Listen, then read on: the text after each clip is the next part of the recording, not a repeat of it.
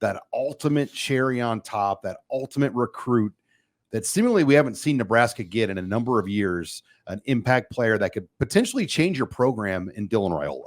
Yeah, that's what five-star players tend to do, and I'm sure that's what they hope he does. Rule is sort of old school in nature, I think. So he's not handing.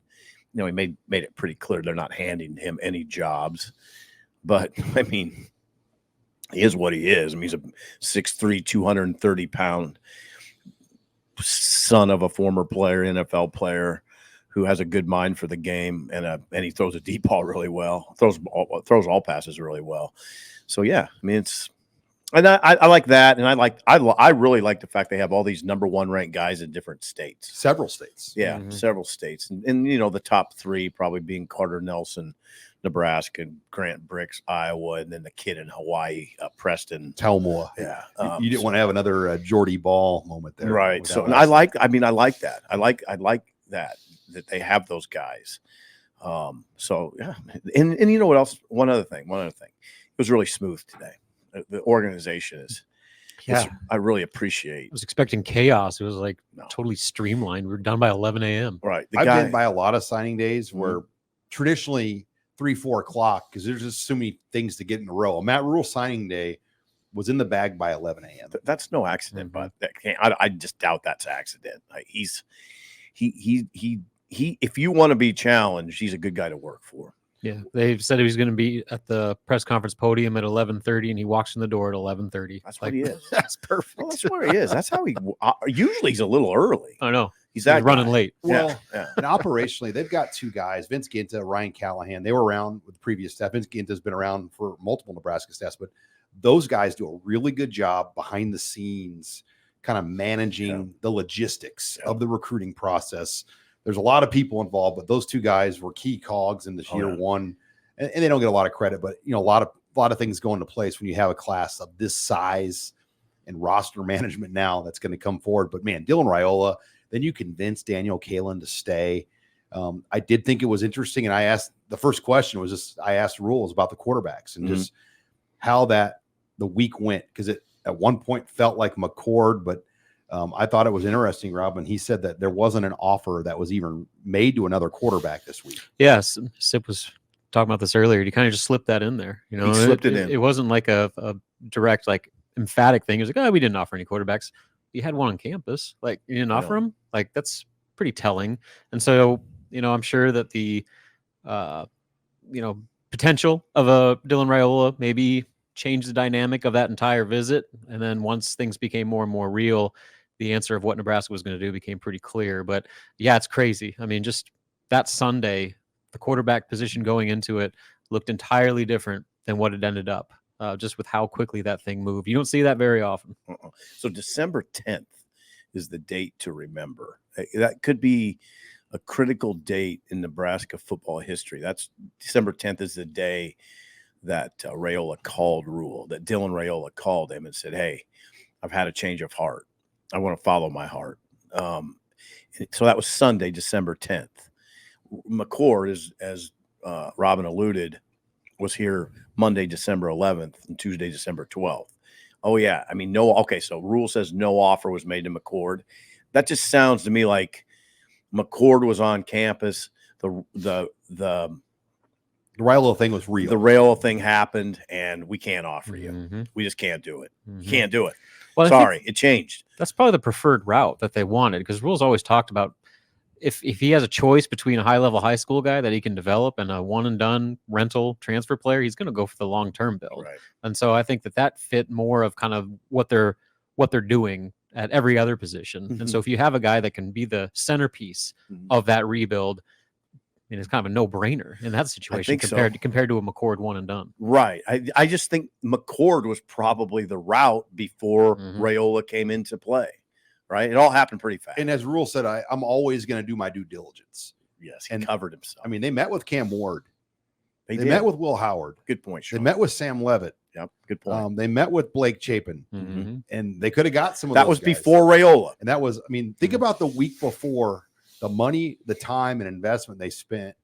and doing their quote due diligence of the quarterback recruiting. That's a pretty expensive due diligence. Crossing a lot of T's and dotting I's there.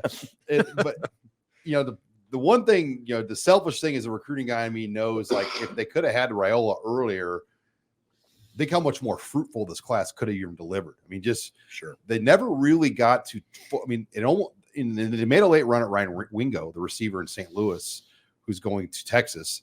But the one thing you wish, just selfishly as a recruiting follower, to be able to reap the full benefits of Dylan Raiola, and they had like a few days to. And that was it, And so now you hope now next year for 2025 he can help them more with some of the guys, because he is a recruiting brand. Well, it help if he throws for about 3,500 yards. Yeah. We'll see. He got to win the job. He's got to win the job. And Chubba Purdy's in that room, and Heinrich Harburg's in that room, and Kalen is in that room. Those are the scholarship guys.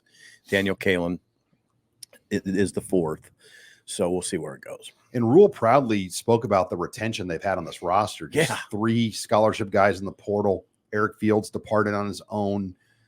And the retention of guys that came back that could have just hung it up was about as good as you could have hoped.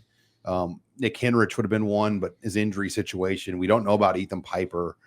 Well, he Rule said that's to be determined, that Piper's got to determine if he can do it feasibly. That was interesting that no matter what, if he plays, he's going to be in the program as a player or a coach. I thought that was notable. They love Ethan Piper. Yeah.